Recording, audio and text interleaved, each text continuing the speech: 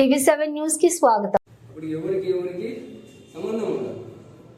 ఇప్పుడు మనందరం ఎట్లా వేరే కులం వేరే ఊరు ఎవరికి పరిచయాలు ఉండవు, ఎవరికి బంధుత్వాలు ఉండవు, ఎవరికి సంబంధం ఉండదు. కానీ ఒక టీం కలుగుతారు.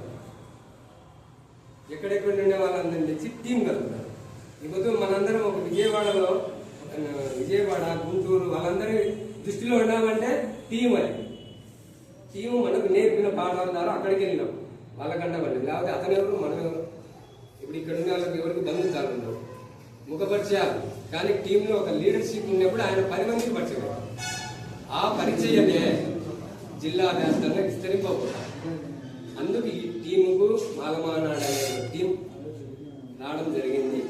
మనందరం ఇకపైన కొత్తగా కమిటీ ఇకపైన 10 నెలలు మనం వెయిట్ చేసినాం.